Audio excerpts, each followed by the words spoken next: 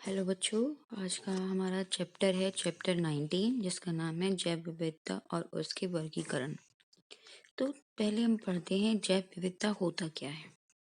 जो हमारे जीवों है उनकी अपार विभिन्नता जो पृथ्वी पर वास करते हैं हम उसको जैव विविधता बोलते हैं। मतलब भिन्न भिन्न प्रकार के जीव जो हमारे पृथ्वी पर उपस्थित है उसको हम क्या बोलेंगे, जैव विविधता। अब आता है हमारा पोषण, खान पान प्रदान करना। पोषण हमारे दो प्रकार के होते हैं। एक तो होता है ऑटोट्रॉफिक जो अपना खाना खुद बनाते हैं, एक होते हैं हेटरोट्रॉफिक जो अन्य जीवों पे अपने खाने के लिए निर्भर होते हैं। ऑटोट्रॉपिक भी दो प्रकार के होते हैं, कीमोट्रॉपिक और फोटोट्रॉपिक। फोटोट्रॉपिक जो होते हैं फोटोट्रॉपिक जो होते हैं वो प्रकाश संश्लेषण से अपने खाने को बनाते हैं, और कीमो ट्रॉफिक जो होते हैं वो रासायनिक अभिक्रियाओं से अपना खाने को तैयार करते हैं। अब आते हैं हेटरोट्रॉपिक पे। हेटरोट्रॉपिक हमारे तीन प्रकार के होते हैं, हेलोट्रॉफिक, सेप्रोट्रॉफिक और परजीवी।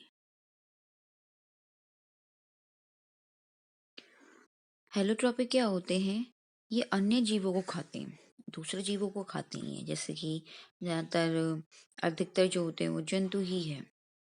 सेप्रोफाइटर क्या होते हैं, ये मृद और सड़े हुए पदार्थों को खाते हैं, जो मर जाते हैं उसके ऊपर आपको पता है सड़न वड़न और ये सब शुरू हो जाती है, तो ये इनको खाते हैं। और परजीवी क्या होते हैं, जो दूसरों द्वारा पाचित भोज्य पदार्थ प्राप्त करते हैं। जैसे कि हमारे अंदर जैसे कीड़े मकोड़े हो जाते हैं ना, कीड़े हो जाते हैं पेट में, तो हम जो खाना पचाते हैं वो खा के उसको क्या करते हैं, जीते हैं, अपना भोज्य पदार्थ प्राप्त करते हैं। अब आते हैं हम जैव मंडल। जैव मंडल क्या होता है, पृथ्वी का वह भाग जो जीवन को समर्पित करता है उसको क्या बोलते हैं, जैव मंडल। मतलब अगर ये पृथ्वी है तो इस पृथ्वी पे जिस भाग पे भी जीवन है उसको हम क्या बोलेंगे, जैव मंडल। ठीक है। फिर आता है परितांत्रिक, परितंत्र विशिष्ट, भौगोलिक क्षेत्र जिसमें जीव की भिन्न जातियां न केवल रहती हैं बल्कि एक दूसरे से और अपने भौतिक पर्यावरण के परस्पर मेल भी रखती हैं। जैसे कि मतलब समुद्र है, समुद्र में जितने भी जीव रहते हैं वो सब किस में आ रहे, परितंत्रिक विशिष्ट में आ जाते हैं। वो क्षेत्र जिसमें अलग अलग, जैसे कि इसके अंदर हमारा मछली हो गया, ठीक है, कछुआ हो गया, ठीक है, और क्या क्या है हमारे पास, और केंचुए हो गए। तो ये सब क्या है हमारे, उसका एग्जाम्पल है। फिर आता है हमारा जातियां। जातियां क्या होती है, समान जीवों के समूह जो कि जननक्षम संतानों को प्राप्त करने के लिए आपस में प्रजनन करते हैं। जैसे कि मान लो कि हमारे दो भिन्न प्रकार के, मतलब ये एक दो जीव हैं, ठीक है, तो ये दोनों क्या करेंगे, ये आपस में क्या करेंगे, प्रजनन करके क्या प्राप्त करेंगे, संतान करेंगे। जैसे कि ये मेल हो गया और ये वुमन हो गए, प्रजनन करके क्या हुए, बच्चे हो गए। तो ये भी क्या है, हमारा जातियां हैं। हम भी एक जाति के उसमें आते हैं, इंसानों की जाति। अब एक कुत्ते हैं, कुत्तों की जाति, ठीक है, बिल्लियां हैं, बिल्ली की अलग अलग जाति, पर वो आपस में प्रजनन करके क्या कर सकते हैं, बच्चे पैदा कर सकते हैं। उसके बाद आता है जैव विविधता के स्तर। तो हमारे जैव विविधता के स्तर कौन कौन से हैं? पहला है परितांत्रीय या परितंत्र संबंधित। ये बिल्कुल इसी की तरह है, पर यहाँ पे क्या है, जीवों की उन विशेषताओं को विकसित कर लिया जिनके कारण वे अपने वातावरण के अनुकूल या उनके परितंत्र में जीवित रह पाए जिसमें वे वास करते हैं। जैसे कि एक कछुआ है, एक वो रहता है पानी में, एक कछुआ रहता है जमीन पर। जो पानी में रहता है उसके जो पैर हैं वो बिल्कुल एक मछली की, मतलब जैसे बतख नहीं होती है उसकी तरह हो गई है। और जो हमारा जमीन पे रहता है वो आराम से चल पा रहा है। तो उन्होंने क्या किया है, इस वाले कछुए में और इस वाले कछुए में और इस वाले कछुए में क्या अंतर है, क्योंकि इसमें तो पैर अलग हो गए, इसके पैर वैसे की वैसे ही हैं। इसने अपने जीने के लिए जो जरूरी था वो चेंज लेके आया अपने पैरों में, और ये भी उसी हिसाब से रह रहा है। ये वाला भी।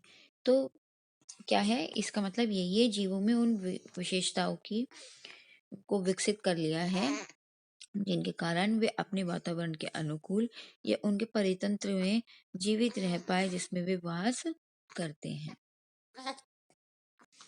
अब आता है जातियों में विविधता। अब ये तो देख सुनने में भी बिल्कुल वैसे ही लग रहा है कि जातियों में विविधता कैसे होगी। किसी विशिष्ट भौगोलिक क्षेत्र में पाई जाने वाली प्राणियों की विविधता को क्या बोलते हैं? जातियों की विविधता।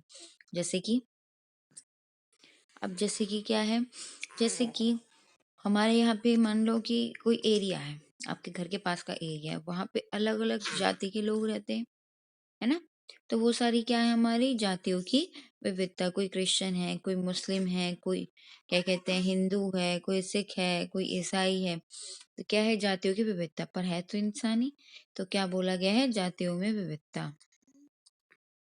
उसके बाद आता है जेनेटिक विविधता। जेनेटिक विविधता क्या होती है? जीन किसी भी विशिष्ट प्रजाति की विशेषताओं को नियंत्रित करते हैं। मतलब क्या होता है कि ये मान लो कि हम अपने घर में ही हैं, तो अगर एक आदमी के जैसे ये मम्मी है और ये पापा है, इनके सब दोनों के जीन्स क्या है हमारे, अलग अलग है। क्या है हमारे, अलग अलग है। जो उनसे निकल के आएगा उसमें कुछ तो जीन पापा के होंगे और कुछ मम्मी के होंगे। मान लो कोई दूसरा बच्चा है, हो सकता है कि उसमें ज्यादा मम्मी के हो और पापा के कम हो। तो इन दोनों में भी क्या है, जीन्स की विभिन्नता है। क्या, जीन्स की विविधता है।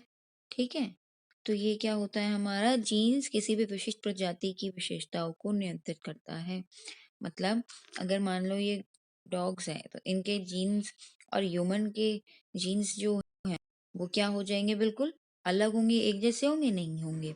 तो एक ही प्रजाति के व्यक्तियों के जीन्स में क्या होते हैं, समानता होते हैं। मतलब इन दोनों के जीन्स में, ये वाले व्यक्ति और इस वाले व्यक्ति के जीन्स में क्या है, बिल्कुल समानता है, और बाकियों में समानता नहीं है। अब आता है जैव विविधता में के प्रारूप। तो जैव विविधता के प्रारूप क्या है? वैश्य दृश्य देखेंगे तो हमारा संपूर्ण संसार जो है वो 6 उसमें बट गया है। Neo arctic, neo tropical, Ethiopian, oriental, palearctic, Australian, इनमें बढ़ चुका है। ये इम्पोर्टेंट नहीं है तो इन्हें याद करने की जरूरत भी नहीं है। अब आता है भारत में स्थिति। भारत में स्थिति क्या है, एक हॉटस्पॉट माना जाता है। तो इसको पहले समझ लेते हैं क्या होता है ये। देखिए, संसार के वे क्षेत्र जहाँ विभिन्न प्रकार के जीव रहते हैं और इनमें से ऐसे कई जीव मिलेंगे जो अन्य स्थान पे नहीं पाते, तो ऐसे स्थान को क्या बोला गया है, हॉटस्पॉट। तो भारत में जैव विविधता के 2 हॉटस्पॉट है। एक तो है पश्चिमी घाट, एक है उत्तर पूर्वी घाट। मान लो ये इंडिया है हमारा, तो पश्चिमी घाट कहाँ है हमारा, ये जो है ये क्या है हमारा, पश्चिमी घाट। क्या है ये, पश्चिमी घाट। ठीक है। और ये वाला जो है, ये वाला एरिया, ये क्या है, उत्तर पूर्वी घाट, जो कि कहा आता है हमारा हिमालयस में आता है। ठीक है। अब जीवों का वर्गीकरण।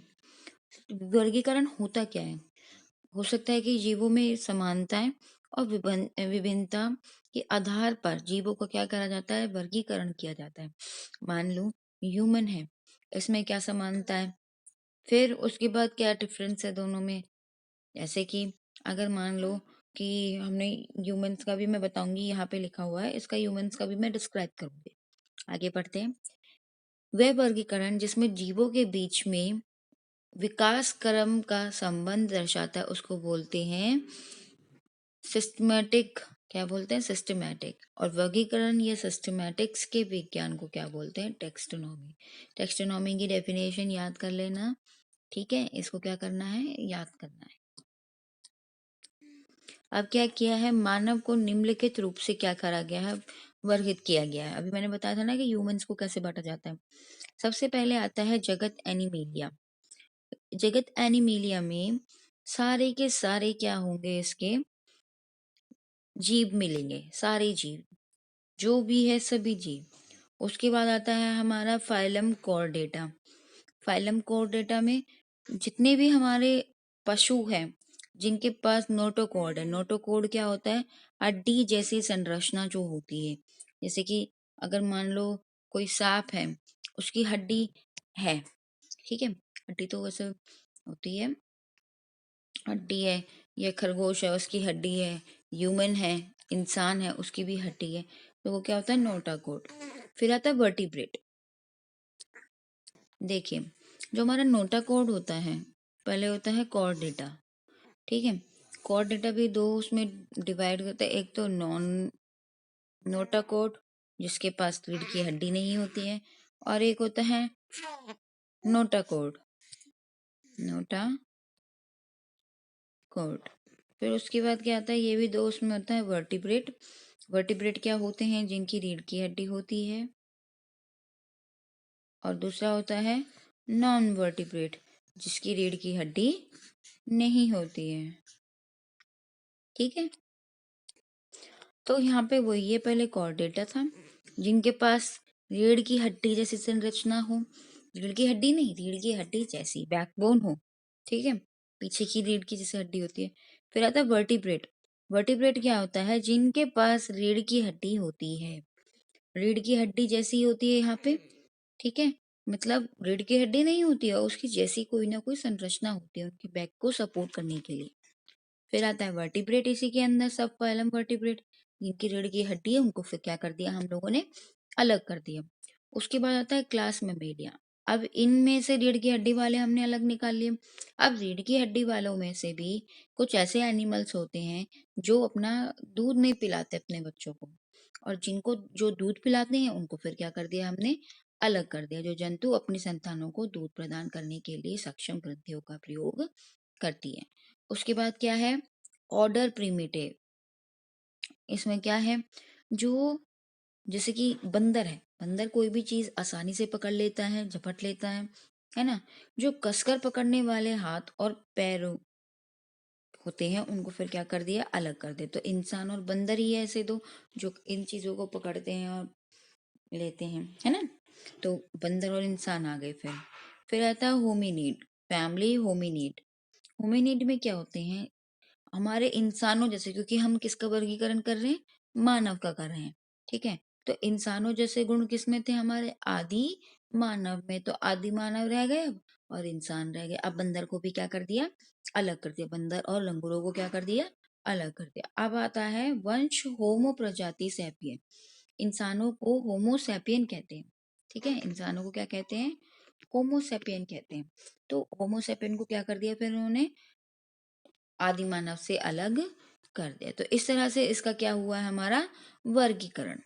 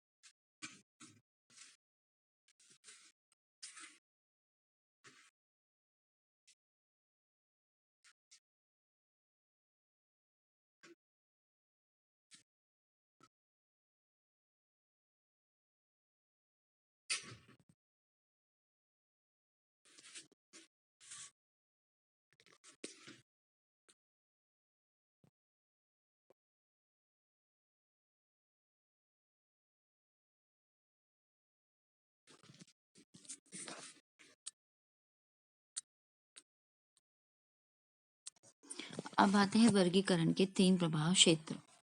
सबसे पहले है आर्किबैक्टीरिया, वो कोशिका वाले जीव जिनमें ऊष्मा पसंद करते हैं, जो थर्मोफिलिक होते हैं, उनको क्या बोलते हैं हम लोग, आर्कोबैक्टीरिया। ये जो कि मतलब उच्च तापमान के क्षेत्र में बसते हैं ये वाले जीव। फिर है यूकोबैक्टीरिया। यूकोबैक्टीरिया क्या होते हैं? इनका जो न्यूक्लियस होता है वो क्या होता है? सुविकसित नहीं होता। मतलब उसके अंदर एक ही कोशिका होती है और वो सुविकसित नहीं होता, उसको बोलते हैं यूकोबैक्टीरियम। और यूकेरिया, यूकेरिया वो जीव होते हैं जिनकी कोशिका क्या होती है? सुविकसित केंद्र होती है। मतलब न्यूक्लियस के आसपास जो है, जो झिल्ली है, वो क्या है? बनी हुई है और साफ नजर आती है।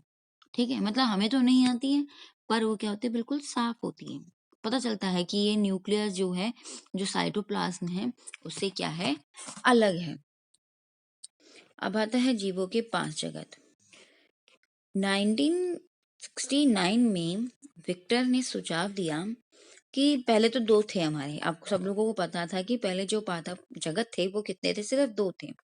फिर विक्टर ने क्या कहा 1969 में? ये कहा कि बैक्टीरिया को हमें पादप में नहीं रखना चाहिए, मतलब प्लांट्स के उसमें रखना ही नहीं चाहिए, और प्रोटोजोआ को हमें जंतुओं में नहीं रखना चाहिए, क्योंकि ये जो है, ये काम कैसे कर रहे हैं? बिल्कुल अलग कर रहे हैं इनसे। तो फिर उसने क्या बोला? उसने फिर 5 जगत वाला वर्गीकरण प्रदान किया। क्या है उसके अंदर? मोरेना, प्रोसेस्टा, कवक फंजाई, प्लांटिया और एनिमिलिया। एनिमिलिया में क्या है? सारे एनिमल्स हैं। एनिमल्स कैसे होते हैं? यूकैरियोटिक होते हैं, बहुकोशिका होती है और विषमपोषी होते हैं। यूकैरियोटिक मतलब बहुत सारे न्यूक्लियस होते हैं। ठीक है, यूकैरियोटिक। और जो हमारा न्यूक्लियस के आसपास का जो वो है, वो क्या रहता है इसमें?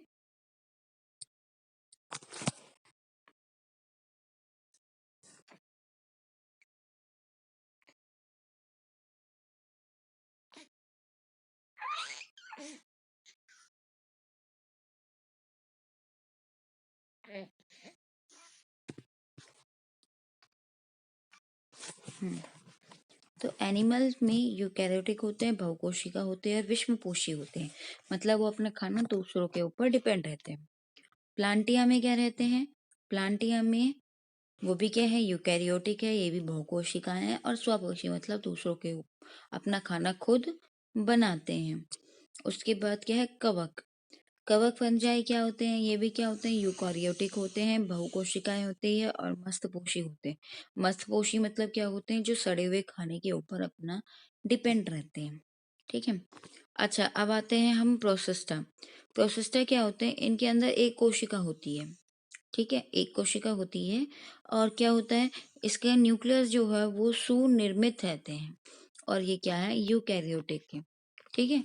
उसके बाद आता है मोरेना। मोरेना क्या होता है? एक कोशिका वाले होते हैं। इनका सुस्पष्ट केंद्रक नहीं होता है, मतलब ये सुनिर्मित नहीं होते हैं।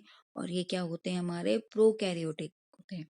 प्रोकैरियोट्स होते हैं। क्या होते हैं ये? प्रोकैरियोट्स।